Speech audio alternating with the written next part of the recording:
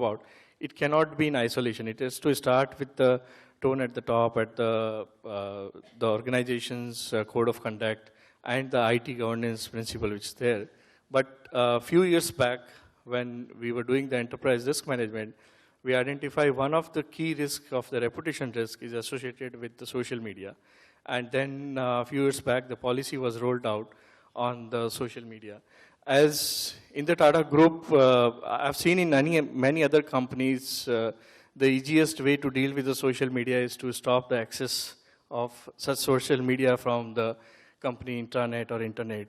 But the risk has actually not been eliminated. It's been passed, and people have different ways to use the intranet and internet and pass the comments on the, which can adversely or positively can affect the company.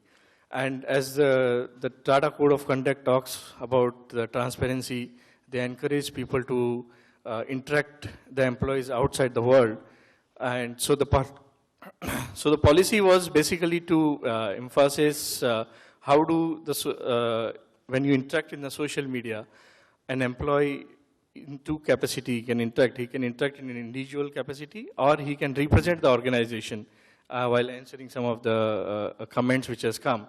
So in both the cases, there was a policy which was rolled out about talking about what do and what don't do, which is a basic general principle which enable any employee to interact with the social media. At the same time, there is a governance body, or there is a team of people who do not actually monitor what is happening in the social media, but they give a training to the people in the organizations when you interact with an individual capacity, or when you put a comment on the, or when you see any comment on the any social media, how do you respond it?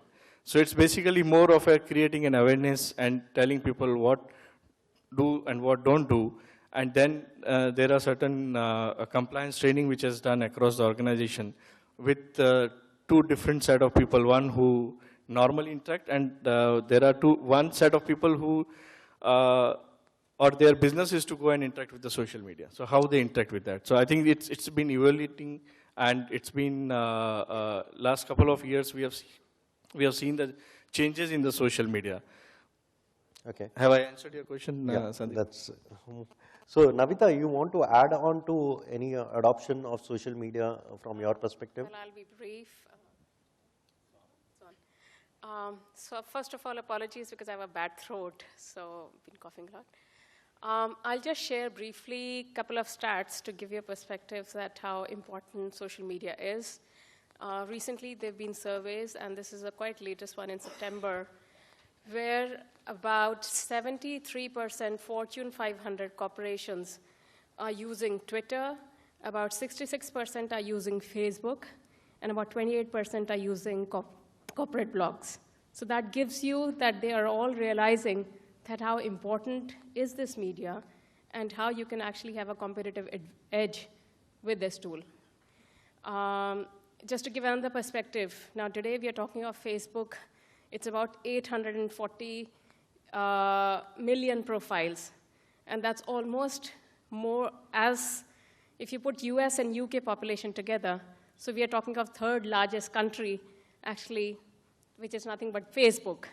So the reach is, the penetration, what you have, it's huge with this whole social media. How you can benefit, I think we'll be talking in the next couple of minutes. But at the same time, it brings along some risk and challenges.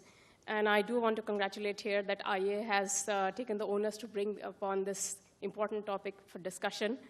There are challenges which relate with the crisis response. That's actually more of a fear factor that people wouldn't want to get into social media. So there's a balancing act which is required here in understanding the risk, having the right mitigation strategies. And this is one discipline, if I were to even just quote quickly, one last minute, that these are US statistics I'm talking about again. Among the fourth largest or the fourth greatest risk, social media has been rated as the fourth greatest risk. So this is after your global economy and financial stability. Fourth greatest is social media.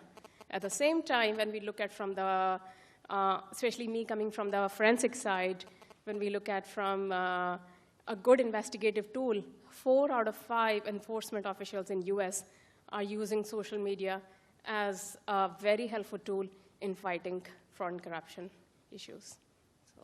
So, Prashant, any perspective from your on social media adoption, and typically do organizations look at it from a cyber law perspective before they embark on social media for meeting their own business objectives? I can divide this possibly into 2 parts. Like there are some organizations sitting before us, they already have their social media policy in place. And there are certain organizations which still don't have social media policy in place. Now, some organizations do have social media policy in place, but there are no write-offs from the employees. So employees are not aware, as Sir was telling, there should be culture in the employees to what to write and what to not write on the Facebook platform or any social media platform. Let me cite you a case. We had this case where the little girl was daily writing, my mom and dad had a fight in the night, which is quite normal in Indian stress conditions. But it went out to so many comments that actually HR took this into account. The manager has an unstable condition, unstable family relation. Okay. And this was viewed seriously in his PDR. So what to be written, what to be considered, it is not only educating by the managers to the employees, but also to their family members, what needs to go out.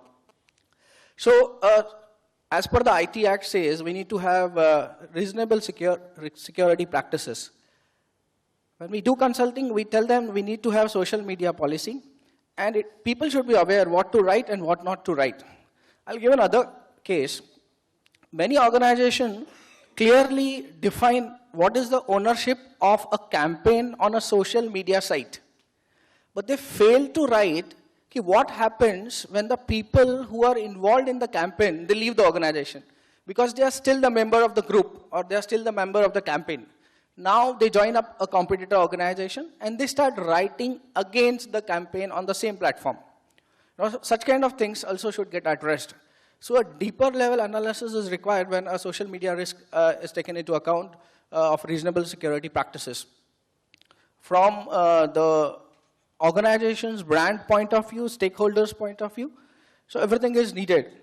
More and more awakening and more focus towards social media in the organization is needed.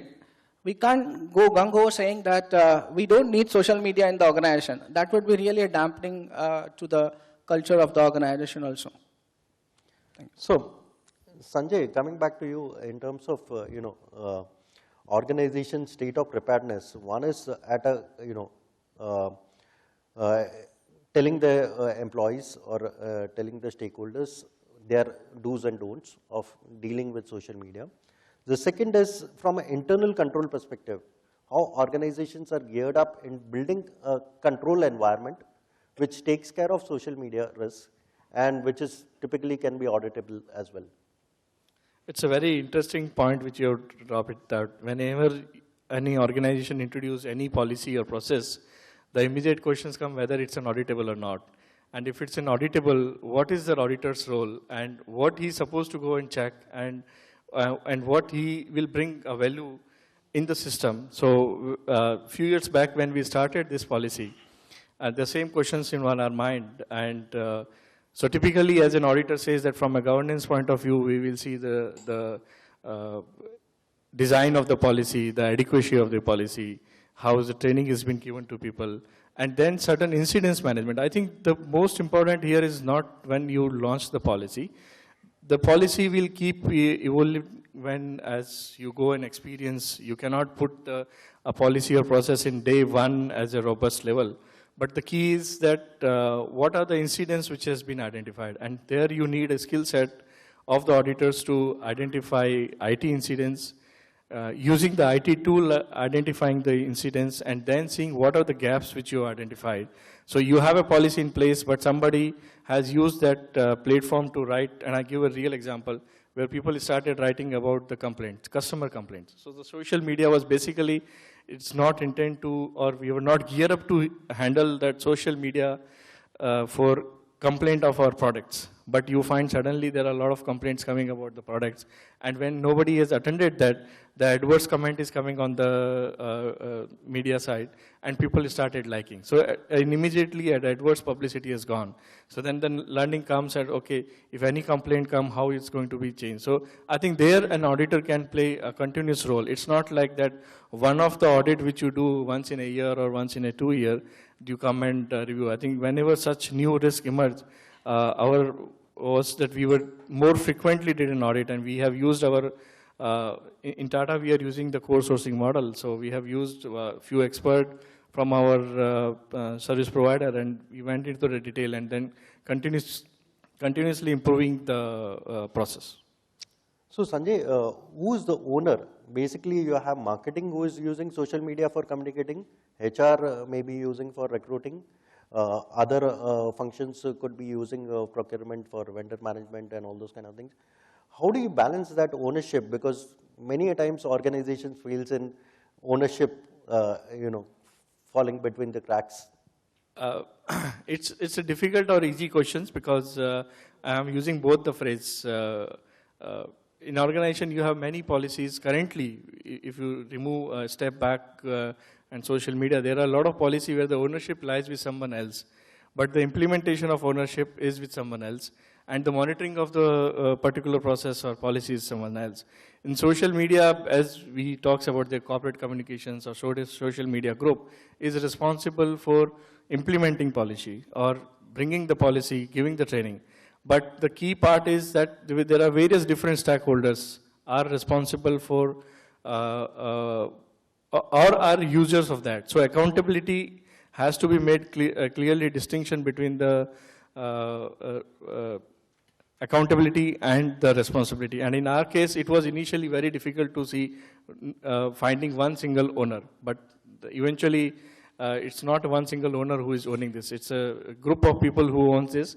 But one thing which is very clear, when you go and talk at the media at a regular interval and talks about the company performance and other company, there is a group of people who are dealing with that. So they are by and large responsible for implementation of that, but it runs across the organization. Okay. So Namita, do you want to share some experiences on controls, basically from global perspective, World Bank perspective, how the organizations are differently, in a matured economy, how the control environment is too? Sure. I think I'll keep it broader, probably because World Bank would be very specific, you can go, industry. Coming back, just picking up on the stats I shared, consumer and food product industry is using 93%, in terms of the social media, and they're really benefiting. Now, what that means is that you're actually linking your supply chain. So, back to your point on who are the owners or who are the chains, the links in the chain is the supply chain, which is actually also linked in your social media, and they are actually contributing. Now, question is, there is a risk there as well, that how much can you control your the supply chain partners? What happens if any information? I'll give you an example from pharma. I worked in pharma as well. Now, in pharma, off-label promotion is a very significant, it's a regulatory risk. Leakage of customer or a patient information, that's a very severe regulatory risk. Now, you've got, especially in pharma, this supply chain, it's linked to the different organizations. What happens if there's a leakage? How much are you responsible? So you do have to reflect, when you talk of you are reflecting about what benefits you're drawing, linking it from the business objectives, that if you have your supply chain partners, that how well are they trained? Do they have a social media policy? If there is an incident, what's being done about that? If there is, how good and secure are your IT risk and control security? And this is, I'm giving an example. There was another incident. This was a News Corporation account, which is, again, this is not an Indian example, which was hacked. And there was a posting, and imagine what it triggers. It says, airliner just went down. Now, a News Corporation account got hacked, and then comes a tweet, airliner goes down, it can just create whole sort of panic. About a couple of months back, we all know about what happened in New York, the Sandy and all these, what was going on with the weather conditions and the storms. And that's the same peak time of the elections, right? Satyendra Tripathi, he's a hedge fund analyst. He actually anonymously used one of the accounts to post some video clippings. Obviously, he edited those video clippings and talked about, the stations going down, the electricity going down, the subs are not going to be working. And so there is actual panic in the city. On top, all the news corporations are panicking as well because they don't have this information while it's coming from this third person who's actually posting the tweets as one is speaking. They finally tracked it out, and he happened to be actually a fundraiser for one of the Republican Party contestants. So I think you really need to see from which industry, be it the pharma, be it the food or the retailing industry, what your risk profile is and where you could possibly have vulnerabilities in the system. Sure. So, yeah. Just want to add, what comes into your social media is not in control of the company, but what is in the control that how quickly you are responding to that. And that's where the responsibility is defined in the organization very clearly, that if any comments comes, how quickly we can respond to that. And if there is people can use for multiple reasons, whether it's a complaint or whether it's any comment or whether it's a normal comment. So there is a group of people who are responsible for responding it, and the response time is the key part in this case. So where I was coming from was basically, definitely organizations are building social media platforms to encourage proactive communication with the customers or the external stakeholders, and that's where they can manage it internally well. So if it's customer facing, customer care, or the customer, or if it's marketing facing, so marketing can take care of it. So I guess that's where the organizations are moving ahead. Prashant, just social media, we have so much cyber laws. We have IT Act which has come in India. How do you see, first of all, auditors, we do have a general understanding of the IT Act, but any specifics you want to make it very add to or elaborate here to make us aware of what provisions are there in the IT Act which helps the organizations, and what controls can be drawn in from the IT Act perspective, from a compliance need perspective. Yeah. See, our IT Act, India doesn't have any kind of data protection act, but we do have this IT Act. And IT Act is not made of only 90 sections as what it is propagated. IT Act is attuned with a number of rules which has come up. And these rules from the framework of the country, framework of the IT security and the privacy-related content. Section 43A, that's a capital A, talks about following reasonable security practices. And suddenly this reasonable security practices is been defined in the reasonable security practices rules, what we need to follow.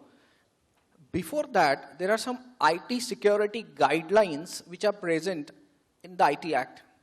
And which is, if you go through it, whatever controls we talk, it's been talked there. And critically, it is written there, what is must means you have to do this, or which may be done. Must, may is everything clearly defined. So if organizations follow those rules and do a IT Act compliance on their organization, so they may be ISO 27000 certified, but still they need to go one step further to certify them towards IT Act compliance. So in the IT Act compliance, you have these sections which are clearly talking about liability towards organization. Second point is, there is a liability from social media risk also. People invariably post some critical information about the organization on this various social media sites. Now, this critical information could be a data leakage. This data leakage could cost the company, could cost the stakeholders. So there should be rules, what to write. There should be rules for high-profile individuals in the organization, how to use their mobile devices or how to use internet. I would like to give you a small case where we had this high-profile CEO of the company. He has kept his Google, location on. And he used to stay in Bandra, work in Dadar, but every evening, his location was shown as Borivali after the office, and then Bandra. People started drawing out various conclusions. Where does he go to Borivali? And then there was a huge hue and cry in the whole organization. What is he managing in his personal life?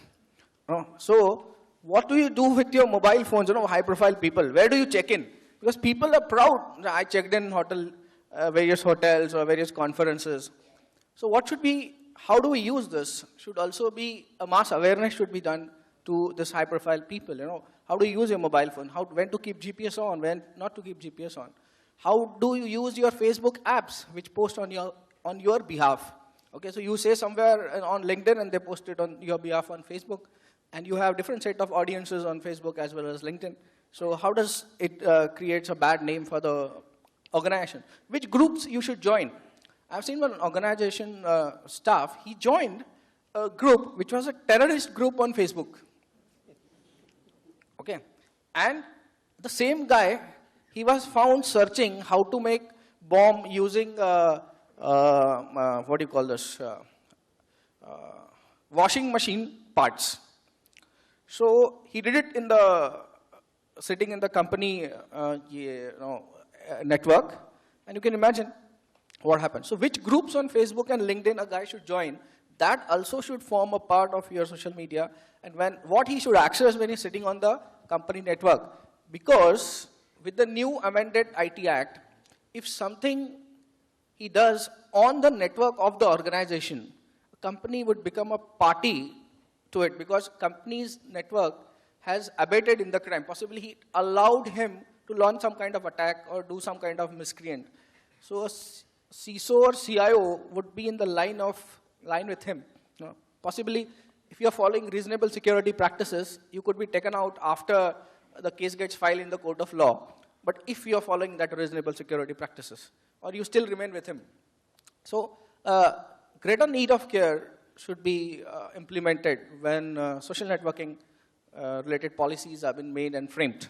Thank you. So that was quite insightful, and I guess as auditors, we would pick on some of these aspects and start looking at people's profiles, where they are active, locations, and all those kind of things. Isn't that a breach of privacy? Yeah. Now, last month I was in Delhi for this, because this privacy law was getting drafted, and we had this pressure groups who were about to suggest, and we had this conference on. I related one case to them. I would like to tell you the case. So in India, the meaning of privacy is not clear with people. Let's try to understand. Okay. So in US, when we meet people and we try to ask them, in India, it's very casual. We ask, what does your wife do?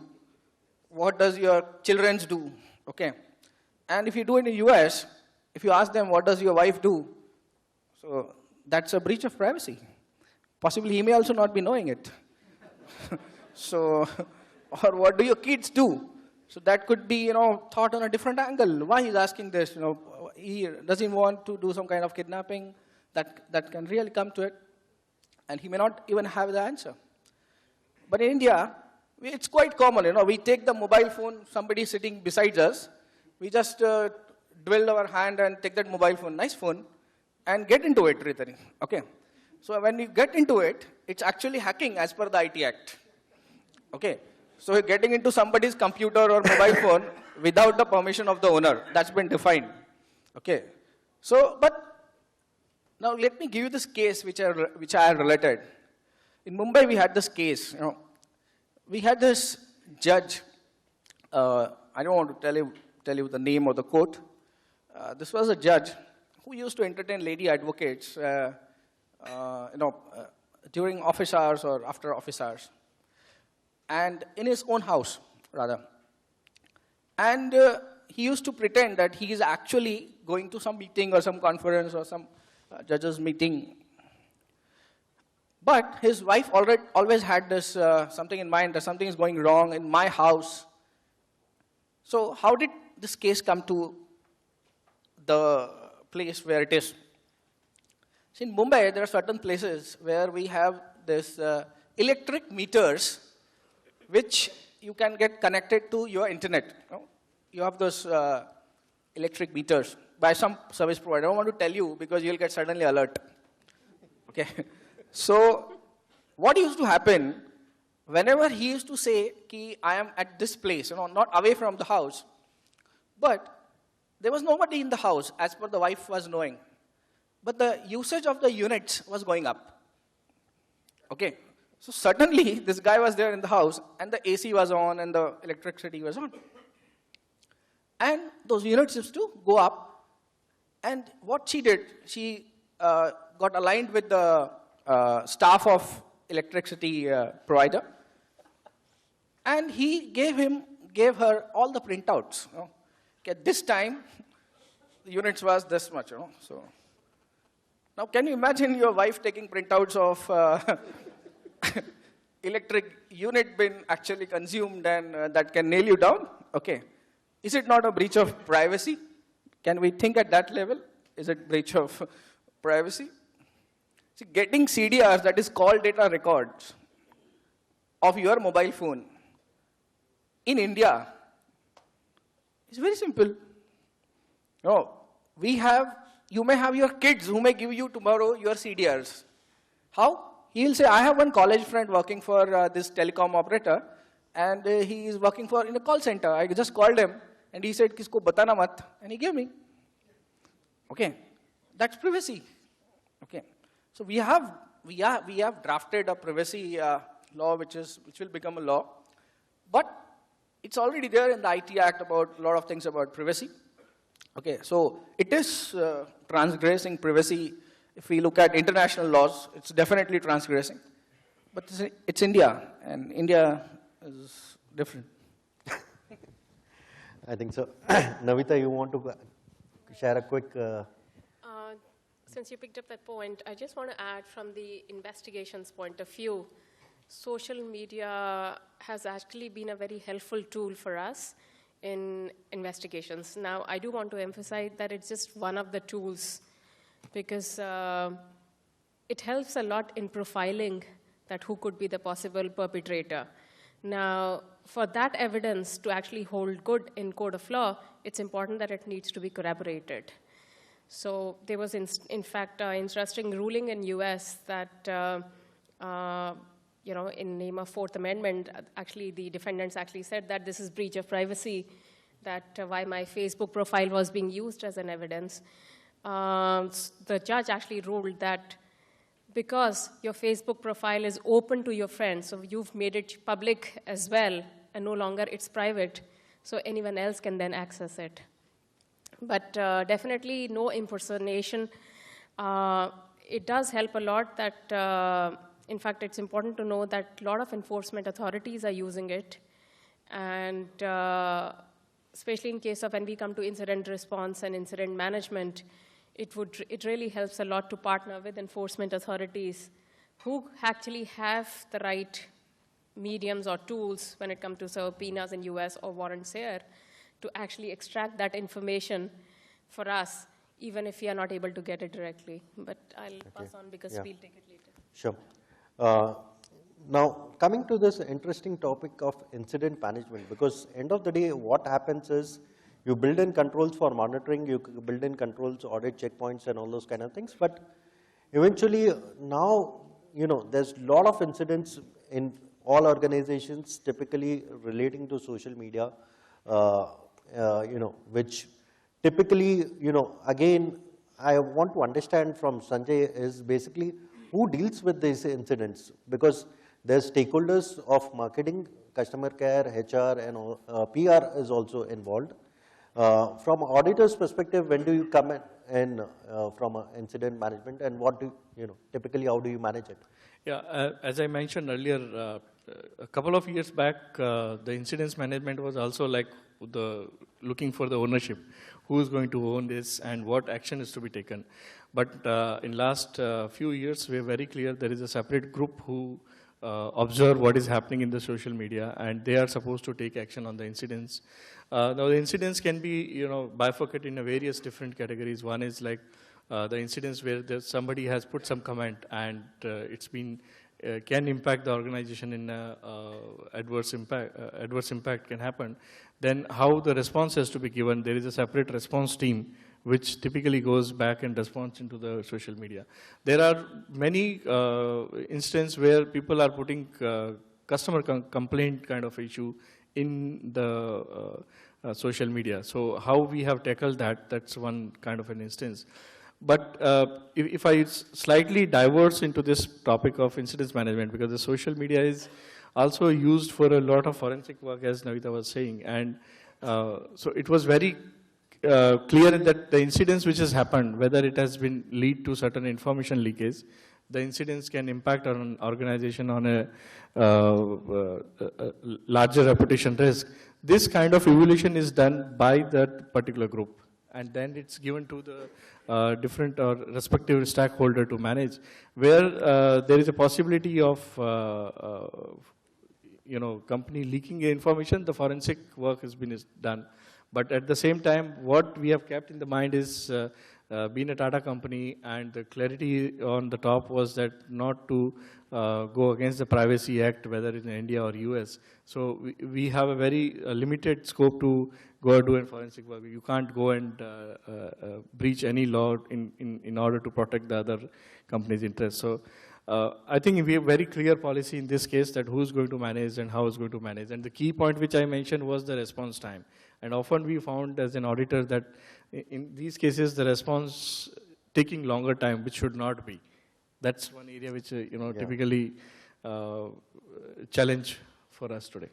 I guess that's very important from any social media perspective, because it's a real-time communication model and it's a viral network kind of a thing. So it spreads.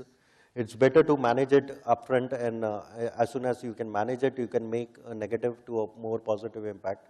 Navita, just your thoughts on incident and forensics.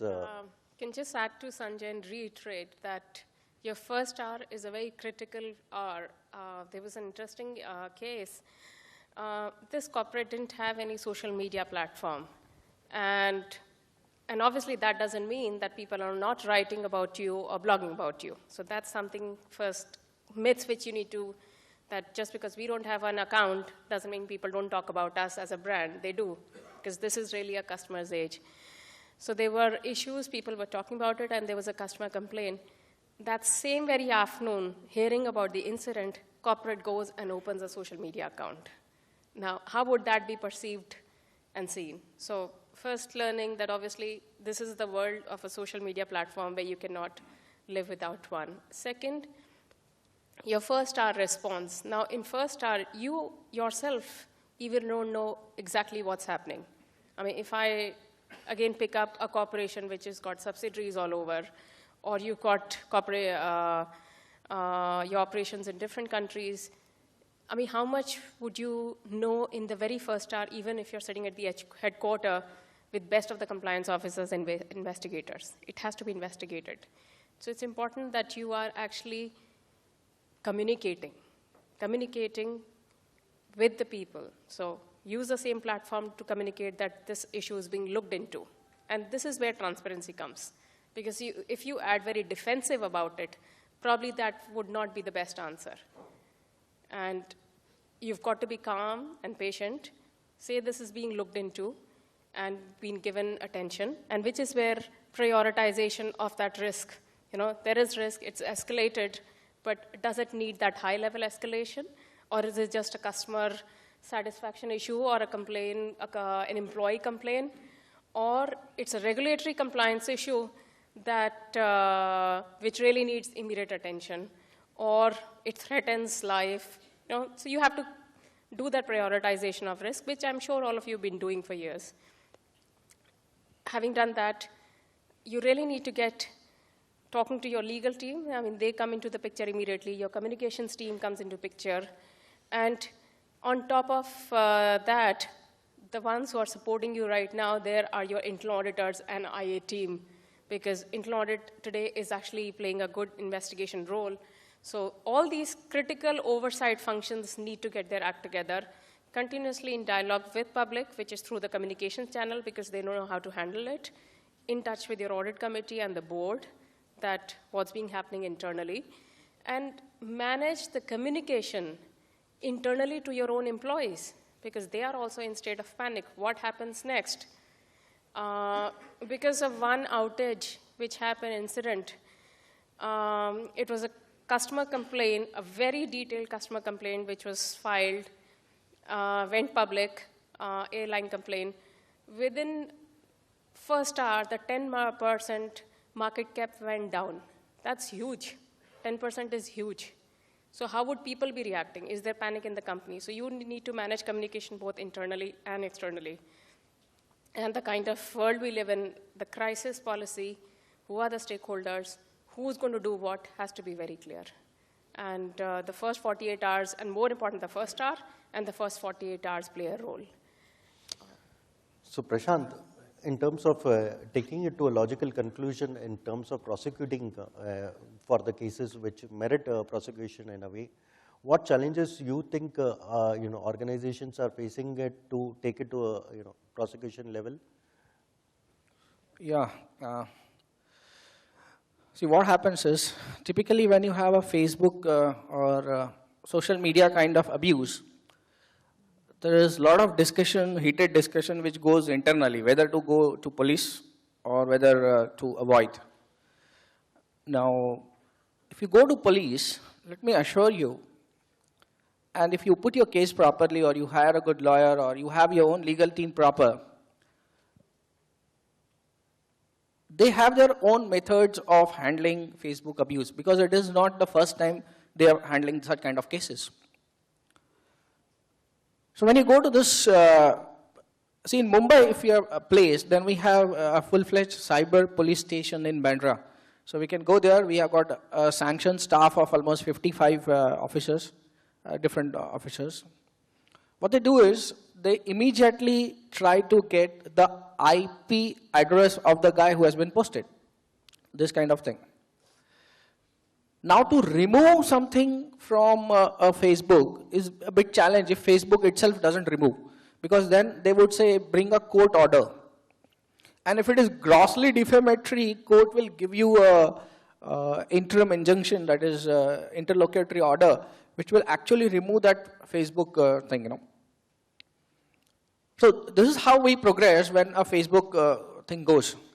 Second, if you can't approach to the cyber police station, to the nearest police station also, if you complain or your organization complains, there are chances that they take up the matter and they lobby with the Facebook and things can be done. But if you want to really take something, revenge on the guy who has done on you, then let me tell you, first moment when you go to police, police will apply a very plain section that is called section 67. And 67 plain, I'm not talking about A or B, is a bailable offense. So the guy gets bail, or if he is aware, he will take an anticipatory bail and still remain out. Now the challenge is, how do you convince the police to put section 67A, which is a non-bailable offense? And I'll tell you, when police, any of these cyber cops come to my office, it takes at least 4 hours to 5 hours to come to a conclusion that 67A can be applied, because it's a non-bailable offense. And in typical Mumbai scenario, where the cases are being taken to a court that's called 37 number court, the judge seems that he doesn't understand the nitty-gritty of it, and he doesn't want to take risk. So what that guy does is, he gives him police custody for next 8 days. So a white-collar crime of a Facebook, writing something on Facebook, can put you at least 8 days in the police custody. Okay. Now I had started one campaign on the Facebook. Is clicking like is also a crime, you know. See, if I am defaming my boss, somebody comes and I say something about my boss, I don't have a boss, but suppose I had a boss and I say something about the boss, and boss's secretary comes and says like. He's like that only. Okay. So, isn't that what is called as abating the crime? He's defaming, I am abating, I am helping him to reach, because one like is to, I have 500 followers, 500 people are looking, and it increases.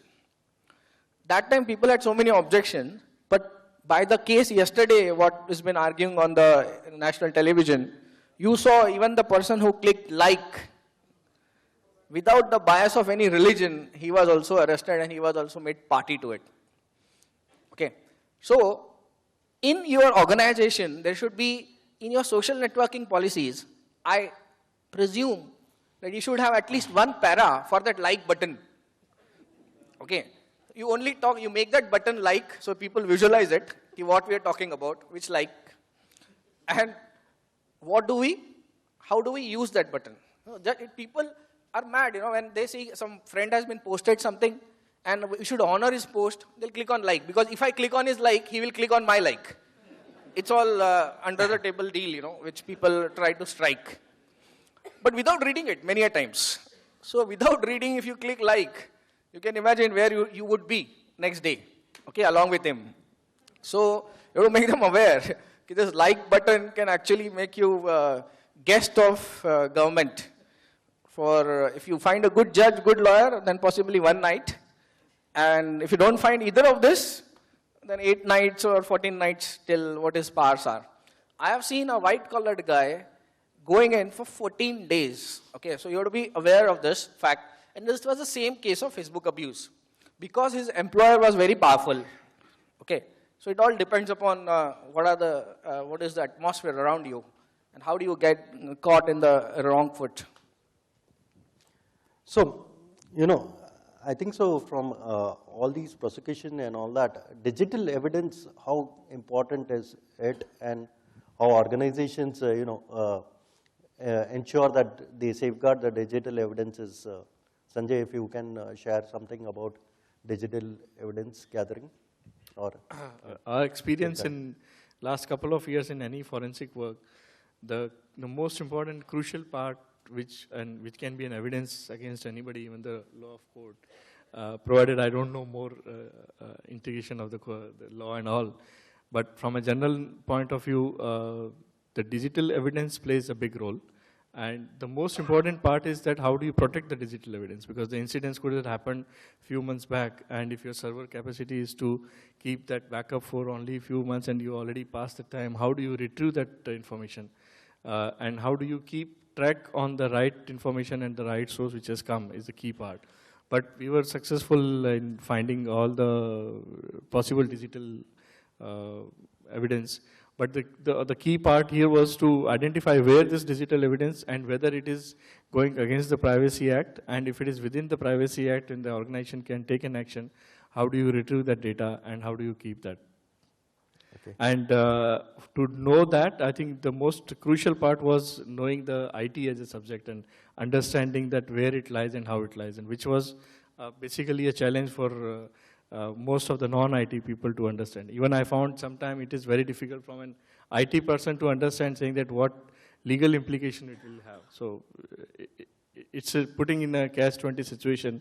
Where do you get the data and how do you use that? And Prashant, just generally some evidences are internal to the organization. Some are external, where it may be a Facebook update from a cyber cafe or something. How do you get easy access to Facebook, which it's all hosted in US, and even the cyber police finds it difficult to get access to some of those evidences? See, first of all, let me assure you, we have various forensic services run by all various consulting companies. Now, there are two parts in it. One, when you're taking it to arbitration, all this forensic evidences, what you bring forth before the arbitrator, this will hold true because it's an internal kind of prosecution which is going on. But the moment it comes out of that arbitration or the tribunal and goes to the actual court of law, I doubt because I have fought many cases where I've successfully told them that this has been manipulated.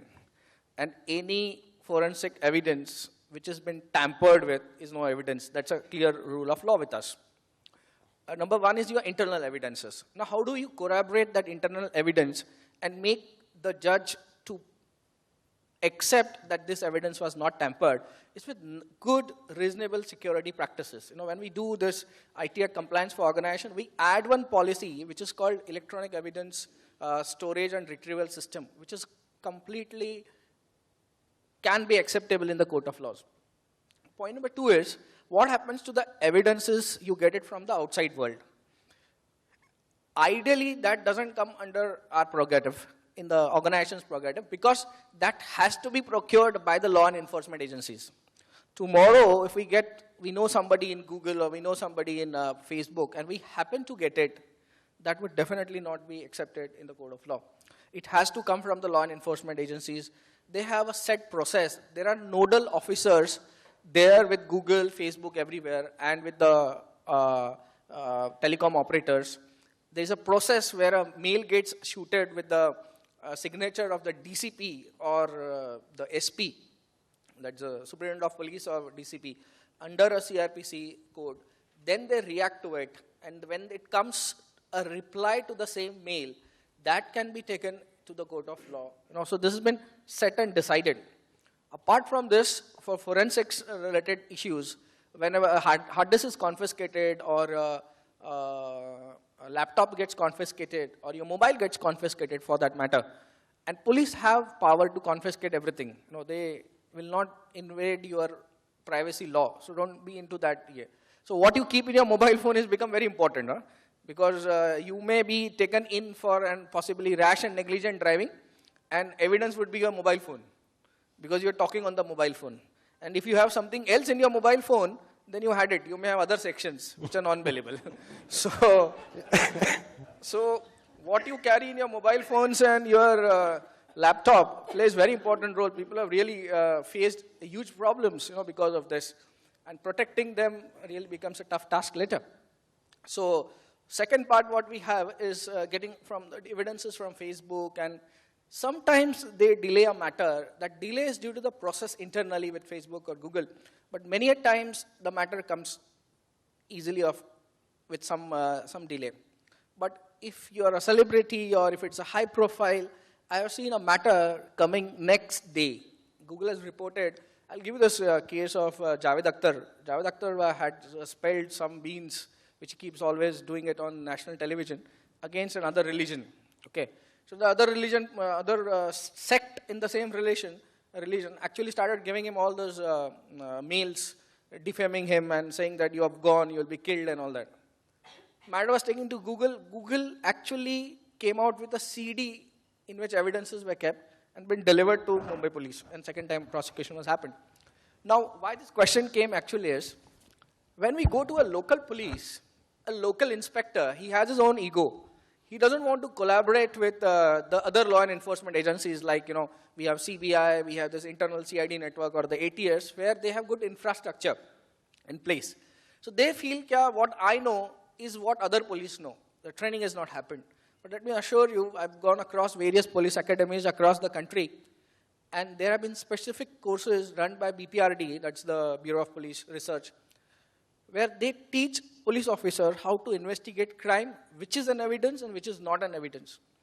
And it goes with forensics labs also. We also have various CBI forensics lab, and we have one forensic lab coming up in Belapur, and we have one in Kalina for the Mumbai area. Okay, so we're very well covered across the country. What is missing is the political will or the will of people, which doesn't bring in so much amount of prosecution. Okay, so that's the case for today. Okay. So I think so. The other thing is, what is the level of prosecution which is happening? What is the trend you are seeing in terms of social, cyber crimes or social media crimes which are hitting the courtrooms? Okay. Now, by virtue of India having various cybercrime police stations only dedicated for cyber related issues, when you have a police station only for cyber crime related thing, the cases coming out of this kind of police station and presented before the judges are only of cyber-related matters. So there is a lot of cyber crime getting reported, which people are not aware, because it doesn't become, every other case doesn't become a media matter. Rather, let me tell you, a cyber-related section, an IT-related section, is been applied in various other incidences also. So we had this riots in Bombay just now in the vicinity of CST station. IT Act was applied there because social media was used to propagate what they were going to do and what not. Okay, so there was a teeth which was added to it. Even in bomb blast, it's been added because SMSs were exchanged. So in majority of the other crimes, larger crimes, also IT Act gets involved into it. So IT Act finds its footing in many other crimes. All major economic offenses, major financial crimes, IT Act gets involved because somewhere or other computer is involved. Somewhere or other there is exchange of money, exchange of internet-related evidences. So just to sum it up, and we'll open it for a Q&A kind of a thing. Social media, it's a necessary evil kind of a thing, which is typically you can't avoid innovation and technology to move into organizations. It's part of and parcel of our organizations. A lot of organizations have dealt with blocking social media for end employees one is from a productivity point of view, not to disrupt their work hours. But is it the right thing or wrong? How do we, ensure from an auditor's perspective, we understand the risks, we get into the monitoring and taking some proactive measures in looking at these risks, and then getting into the incident management. That's what, typically we wanted to explore. It has been, well understood. Cyber law definitely has been assisting in terms of, adding teeth to those controls, basically having some prosecution level power. So we open it for questions. Any, yeah, just a second. See, while the company may take action on the individual in respect of whatever he has written on the social media, I want to understand what is company's responsibility if he has put something about the competitors which damages the reputation or causes him harm or financial loss. And if he has written it on official social media of the company, and if he has done it on his own private social media. Sanjay, you want to take it? We'll speak to our lawyer who's sitting here. But from a company perspective, when you defined the policy, it's made very clear that company is not responsible for the views which is given by individual in any social media. And the Privacy Act, within that information sharing of the, whether the confidential information related to company or any competitor is prohibited to share. So this is where company can define their own limitations, but in the court of law, how it has been handled, I think you can better, yeah. Just want to add a point. If you remember, I spoke about the pharma example. Now, especially in pharma prosecutions, what we've seen in US, that it's important that you should be able to demonstrate that how effective is your compliance framework. So coming back to issues like this, if you're able to demonstrate that you do have a good risk assessment framework and you're monitoring and auditing social media risk, certainly policy comes in an important part, training comes in as an important part, you've got an investigative piece, so the entire governance framework, that would be a very critical component as well for you to consider. Your framework, IT, reasonable security practices plays important role here.